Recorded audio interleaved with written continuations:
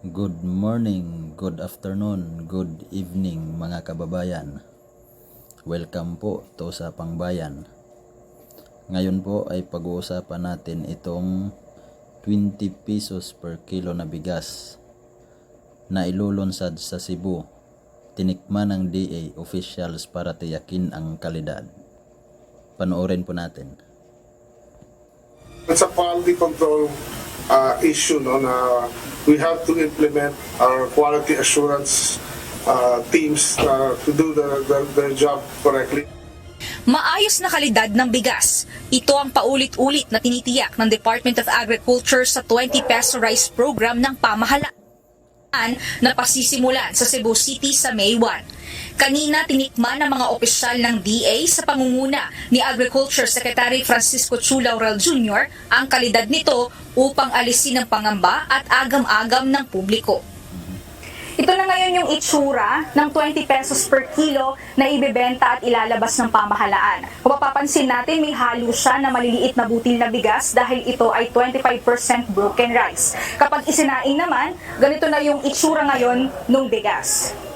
Ayon sa Department of Agriculture, hindi dapat magkaroon ng pangamba ang publiko sa kalidad ng bigas dahil sa isinagawa mismong testing ng mga opisyal ng ahensya, masasabihan nila na ito ay safe for human consumption. Dagdag pa ng opisyal, nakikipagpulong sila sa lahat ng National Food Authority officials sa Lunes, sa lahat ng rehiyon upang siguruhin na maayos ang kalidad ng mga bigas.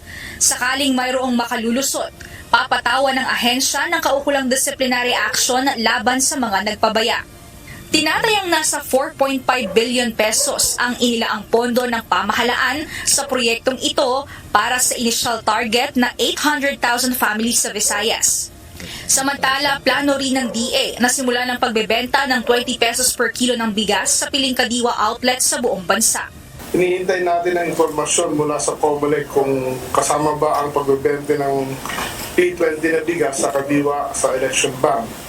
Nais ko sana namin simulan ang pagbebenta ng 20 peso rice sa Biyernes, May 2. Ipinagpauna na ng COMELEC na bawal ang pagbebenta ng 20 pesos sa kada kilo ng bigas 10 araw bago ang eleksyon o mula May 2 hanggang 12. Paliwanag ng komisyon, ayuda rin kasi ang pagbebenta ng bigas sa mas murang halaga. Ayuda po yung minus 13 pesos sa 33. So therefore, prohibited din po yan sa ating pong absolutely prohibited during the 10-day period. Kung hindi talaga pwede ito, susunod kasi tayo sa COMELEC at umpisa na lang ang bentahan matapos ang halalan. But of course, we're requesting the COMELEC to grant this para ma-start na ho at may makinabang ng mga consumers.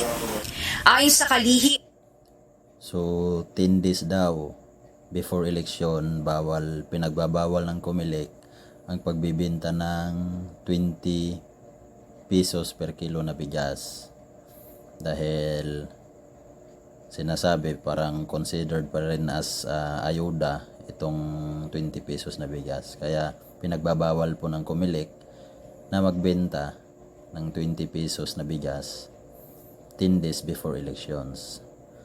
Kaya baka po may iba dyan na magbibenta ng 20 pesos kunyari na pasok sa 10 days before elections.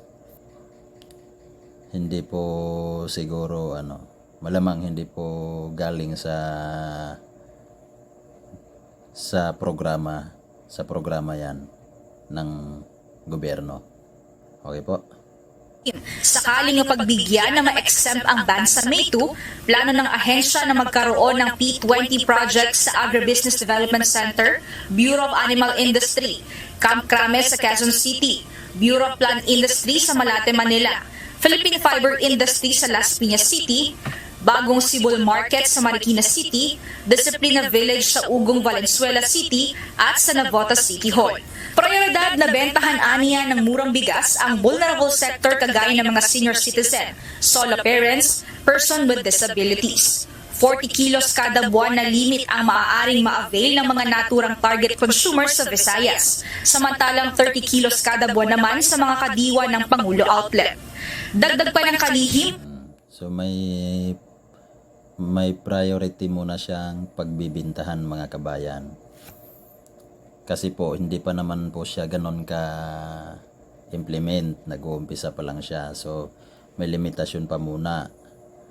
So sinabi, priority muna yung mga senior citizens. May nababasa din ako dyan na yung mga beneficiaries sa Visayas, kung saan mag-uumpisa yan, is makakabili muna sila ng 10 kilo kada isang linggo. Yun din yung sinabi na 40 kilos sa isang buwan ang mabibili muna nila, dahil nga nililimitahan pa nila kasi hindi pa naman ganun ka fully implement. Pero at least nasimula na. Yun ang mahalaga doon, nasimula na. Para naman sa mga kababayan natin na nangangailangan talaga is kahit papano nakakabili na sila ng murang bigas kahit paunti-unti. Plano ng DA na magkaroon ng implementasyon ng 20 peso rice program nationwide pagsapit ng January 2026. Ngayon po ay magbabasa po tayo ng mga komento, kung ano po yung mga komento ng mga kababayan natin. Ang sabi dito, ang tanong, parehas ba ang kinain nila at ilalabas sa publiko? So hintayin po natin. Kakasimula pa lang naman po. Hintayin po natin yung Tsaka mag-iingat din po tayo sa mga napapanood natin mga video. Kasi nga di po natin ipagkakaila na may mga gumagawa po talaga ng mga video na sinisiraan lang po yung programa. Ayan. Ito rin, ang tanong, ilang buwan lang yan? Nilahat na lang sana sa buong bansa. Pambihira, sa Cebu lang ba nagugutom? So sinabi naman na po dito na mag-uumpisa sa Visayas, pero ang target naman po ng programang ito ay nationwide. So antayin po natin kasi hindi naman po ganun kadali yung proseso niyan eh. Hindi po basta-bastang proseso yan. Medyo mabigat na programa. Kaya maghintay po tayo na may palaganap sa buong bansa yung programa. Wow, ligtas kainin ha. Ayan po, nakita naman natin yung video. Siguro naman po hindi po magsisinungaling yung media. Kasi media po yung nag-report niyan. Pinalabas po dito sa UNTV channel. Po siguro ganon. UNTV, sana tinikman ninyo kung gaano ba kasarap. Tinikman naman po siguro. Hindi natin alam. Pero